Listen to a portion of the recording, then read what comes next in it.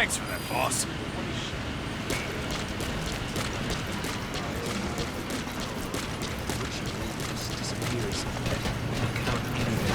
You need combat support, boss?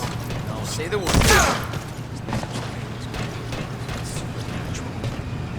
Cutting-edge technology. I don't know what you're saying. How do we know she's connected to it? Whoever she is.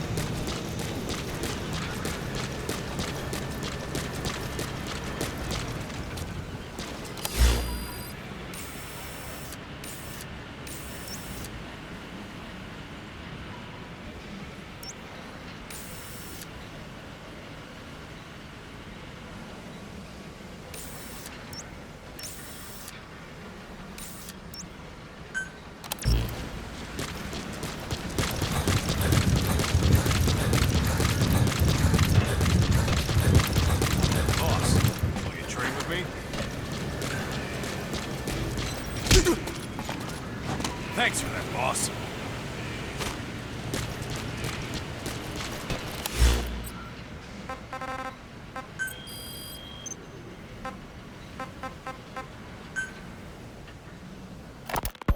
It wasn't just Cypher. Back in the Caribbean, every eye in the world was turned on us. A private army, just a bunch of guys with guns, in possession of a nuke? Why wouldn't they be uncomfortable? Roger. That's why you made sure the inspection happened. Well, I thought our best move was to prove to the UN through the IAEA that we had no nuke. Of course, I was against us having it in the first place, but that was Snake's decision. The boss wasn't responsible. Well, don't get me wrong, I still believed in Snake. I thought I was making the best decision for all of us, that's all. I figured we should get a third party to exonerate us before proof of the nuke did get out. And who better to do that than an organization with international authority? So the truth is, you took it upon yourself to agree to an inspection arranged by the UN. Only the inspection was a ruse, and Cypher's strike force, XOF, showed up instead. I had no idea that would happen. Enough bullshit! Oh, sure, like I could have known. You know, I was just trying to prove our innocence to the world. What's wrong with that? We're not interested in the excuses you've thought up. The truth is objective. Just see it from my point of view. You led XOF to the control tower. They seized it, giving them complete control over the base. Moments later, they detonated C4 on the strut legs. Anyone who'd managed to survive was hunted down by the assault force and their choppers. You can't believe I did that on purpose. That was the end of Mother Base. But it wasn't the end for you. How can you... Look, think about it. I lost something too. I built Zeke and it got buried underwater. I am a victim. That raises the big questions. Why were you the only one spared? You got away without a scratch. Why did Strangelove leave the base on the eve of the inspection? You two were close. Strangelove? And how did you manage to build something that surpasses Zeke in every way? Because you did everything they told you. You're the only one who didn't lose a thing. That is the truth. I was taken away against my will. Skullface forced me to do his research these past 9 years. He used me. I lost 9 years. 9 years. We all lost 9 years. It wasn't just you. I suppose blaming me makes you feel better, does it? But who's gonna give me back all the time I lost? You're not getting anything back. You're not a victim here, Emmerich. You're the perpetrator. I didn't know anything. Nobody can back that up. Yeah, all the evidence is at the bottom of the ocean. You know the hardest man to break. The type who's fooling himself. That takes time. It's easier to live a convenient lie than a painful truth. Is that the piece you've chosen, Doc? I'm not lying. Of course. Just let me check one or two things. On that day, you were in the control tower with them. Lucky you. That's how you got out unscathed. And you escaped on one of their choppers. Only you, right before the base went under. They had me blindfolded the whole time. I've never been so scared. The whole flight, I thought they'd kill me. But thinking of you kept me going. My comrades, all the way. And? There was a plane journey, and then we traveled by road. When they finally took off the blindfold, I was in kind of a warehouse, on the floor. Afghanistan, it was that research lab. I couldn't believe they'd taken me halfway around the world. And soon enough, he came. Skullface. He's the one who's really behind that mother base attack. He forced me into that research. What kind of research?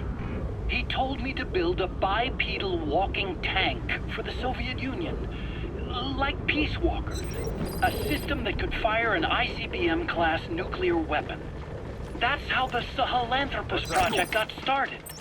Sahelanthropus. Those AI weapons I'd made in Costa Rica were like toys by comparison. A whole world apart from reptilian four-legged crawling and that ridiculous hunched-over bipedal waddling. My design evolved to the dawn of mankind. Sahelanthropus, the first steps towards humanity. An upright bipedal weapon system. Originally, Sahelanthropus was going to be a manned weapons platform. I designed a cockpit in its head, and I planned to fill it with water as a buffering agent. Like how Paz modified Zeke for human control. Don't compare me to some amateur. I designed it for human control from the beginning. The problem was miniaturizing the posture control AI. You remember the reptile pod? The AI that controlled your unmanned weapons. Attaching it externally makes it vulnerable, so this time I wanted it beneath the armor. Meaning I had to make the AI smaller. I got it down to less than a tenth the size without any loss in computation speed. But it was still too big for the cockpit. There wasn't enough room for the pilot. If I Hey, quit kidding around. Snake?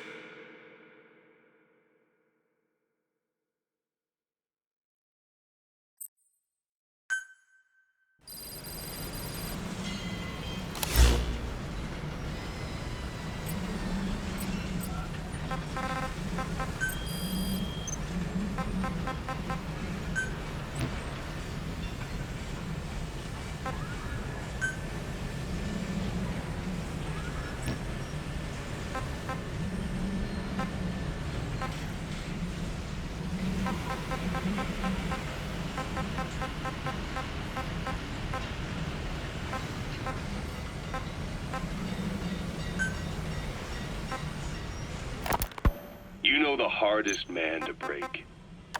I'm not lying. Of course, just let me check one. That's how you got. And But thinking of you kept me going. My comrades, all...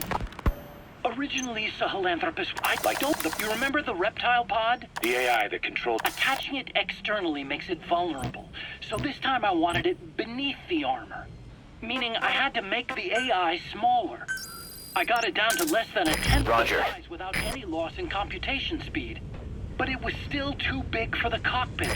There wasn't enough room for the pilot. If I made the head bigger, its body would have to be bigger to support it. Too big to be practical. In the end, human piloting was taken off the table. I tested a remote control system too, but there was the time lag and I wasn't satisfied with its precision either. Plus, it would be useless if the enemy jammed it. So next, I went back to trying an AI-only system. To do that, I had the AI pods recovered from Nicaragua. This was a hybrid AI, a combination of Peace Walker's reptile and mammal pods. The only AIs that had ever successfully operated an unmanned nuclear weapons system. Really. You'd need some help to get that working. Expert help. Did you work with someone? I worked alone. You did that yourself. Well, that's the thing. The AI didn't pan out in the end either. But I did finally get Sahelanthropus walking by folding over its upper body to lower its center of gravity. The first upright bipedal locomotive weapon system in the history of mankind. I guess technically it falls into the anthropoid ape category. I don't see the benefit of having it stand taller. On terrain with significant differences in elevation like Afghanistan, you need a body that's vertically adaptable. That also lets it attack from long range while using mountain ridges for cover. So, making it walk upright was the most important factor in giving it superior height capability. As the name suggests, that was the whole point of Sahelanthropus. But I was being pushed for results. Having the AI mounted externally would have been the fastest way to get it working. I just needed more data so it could maintain its balance. But Skullface refused to wait. He dismissed the idea of AI control and took Sahelanthropus away from me before I could finish it. But it was walking when it came after you. That's just it. I don't understand how Skullface got it to move upright, without a pilot or an AI. And walking at that speed, too. It's beyond anything I could have imagined. This is like the Wright brothers making it to the moon. I'm just as clueless as you are. So this Sahelanthropus, where is it now? I have no idea. All my experiments took place at that cave. I've never seen it anywhere else. Besides, it's still just an incomplete prototype at this point, and nothing but a paper tiger. Even if it can walk, it's far from being a viable weapons platform. It wouldn't be useful in actual battle. Emmerich will remain here at Mother Base for now, but not as a member of Diamond Dogs. I still don't trust him. That work for you? Fine by me. He can't be allowed any contact with staff either. Yeah. A lot of the guys would love some payback for 9 years ago. We still need him alive. But we have to restrict his movements. He can only go where we tell him. And of course, the interrogations will continue. He worked for that skull bastard for nearly a decade. He still has more to tell us. How long are we gonna press him? If our investigation shows he really had nothing to do with the attack, we'll reconsider his place here. But I don't expect that to happen. Remember that water tank-shaped object in Emmerich's lab in the Soviet base camp? The thing that started talking to you like a possessed answering machine. That was a pod built for housing the AI used to control unmanned weapons. You remember, back in '74 in Costa Rica. It was in those machines you fought there. They were designated Pupa, Chrysalis, Cocoon, and Basilisk. And each of them was fitted with an AI unit called a reptile pod. Emmerich created it. It mainly handled the machine's posture control and autonomous behavior. You need supplies, But the let us know. Basilisk, aka Peace Walker, also featured a second AI pod. That one was called the Mammal Pod, and it was created by Dr. Strangelove. She tried to recreate the boss's personality through the Mammal Pod, but you pulled out its memory boards.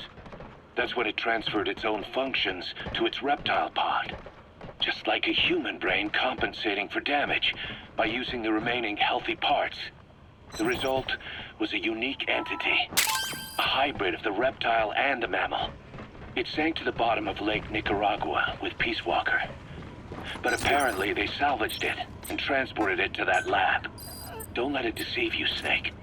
It may sound like the boss, but it has neither a personality nor a will. Like Emmerich says, it's just a machine. Thank you, boss.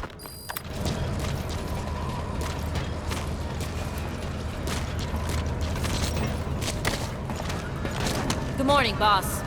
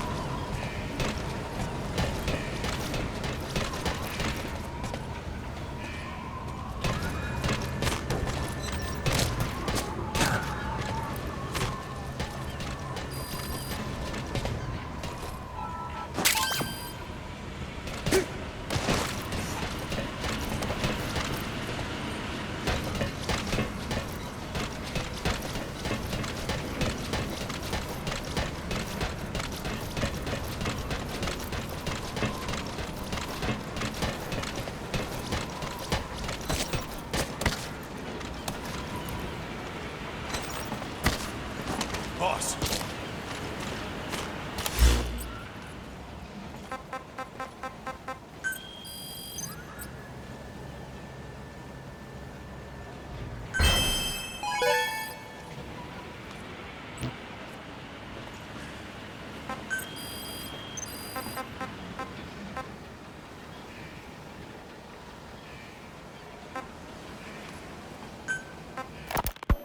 Snake, you finally came. Just don't record this, okay? I'm not recording anything. What's this about? What I'm about to say stays between you and Roger. me. It's about the weapon to surpass Metal Gear. You know a researcher by the name of Clark? He works in the biotech industry, real advanced stuff. His area is bioengineering, but lately he's also gotten into genetic research. Never heard of him. Well then, what do you know about cloning? I think I've heard enough. Hold on, this is important. Cloning lets you create a genetic copy of an organism. You take the nucleus of one of its cells, and you swap it with the nucleus of an unfertilized egg Roger. from another member of the same species. They started out working with plants, but since then they've had success with other organisms, including mammals. It's a hot area for a lot of places right now. Corporations, universities, research groups. There's no shortage of scientists out to get famous and patent their work, with morality taking a back seat. Isn't that a little outside your field? It's got nothing to do with my research, but I thought it might be of interest to you. Cloning, and Dr. Clark, I mean. Go on. Now, this is really highly classified stuff, but I've heard that an American biotech company has successfully cloned a human being. What's more, it happened over 10 years ago, and the researcher behind it was Dr. Clark. You've really never heard of him? I don't meet many doctors.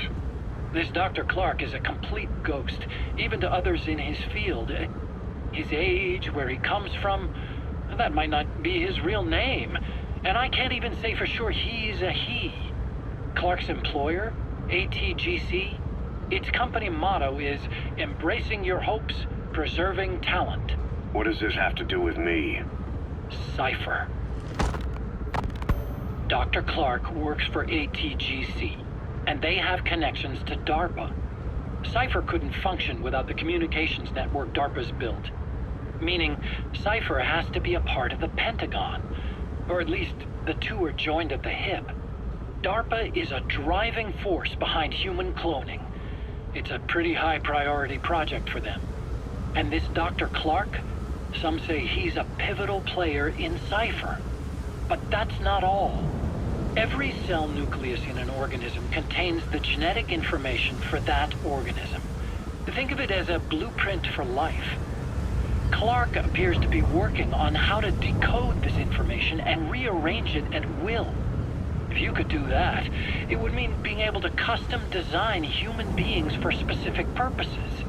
Can you believe that? Suppose for a moment that this is all fact. A man of your talents, if your genetic information died with you, that would be a terrible loss for mankind. But what if mankind could preserve you for future generations by cloning you? All right, enough. I get the idea.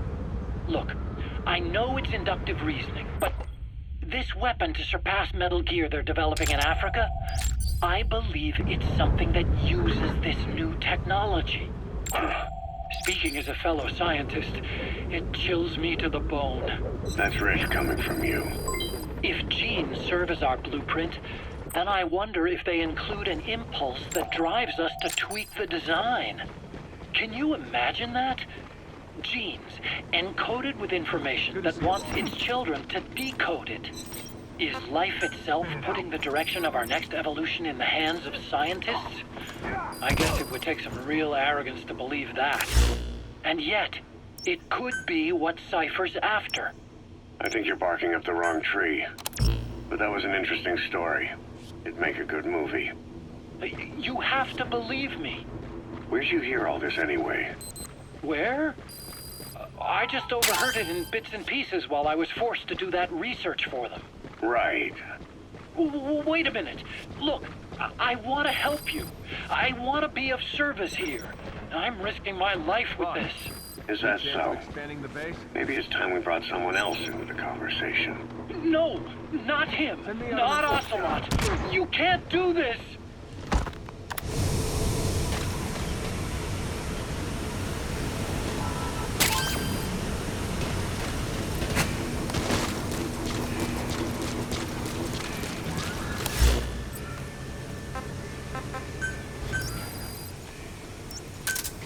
Roger.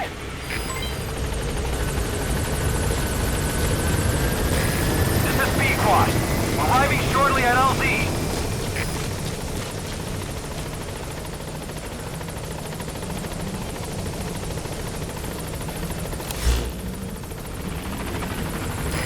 This is B-Quad.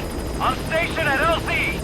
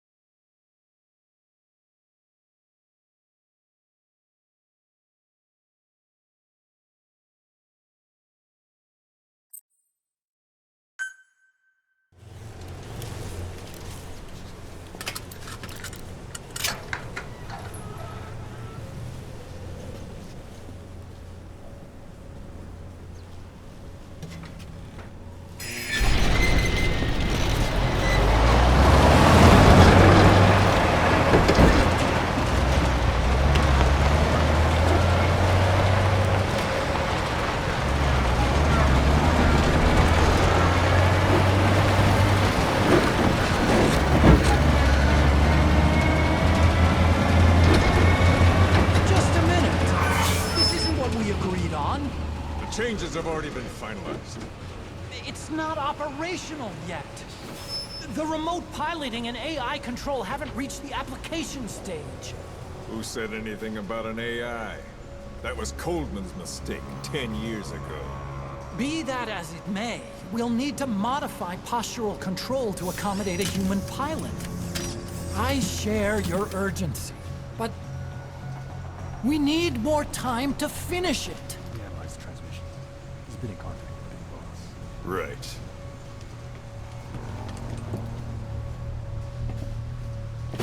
Planning on leaving us, Doctor? Huh? What? I'm taking your legs back!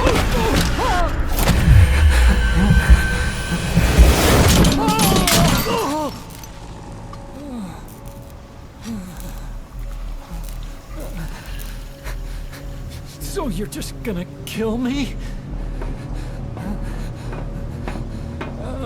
Sahelanthropus is mine now.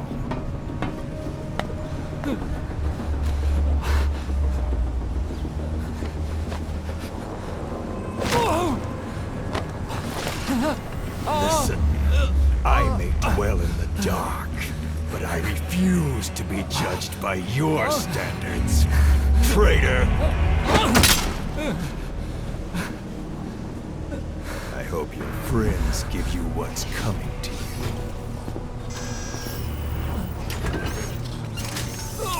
Take him to the base. Yes, sir. Transporting Emmerich to the base camp and returning to base. We're shutting down. All units, strike camp and clear out. We still have use for him.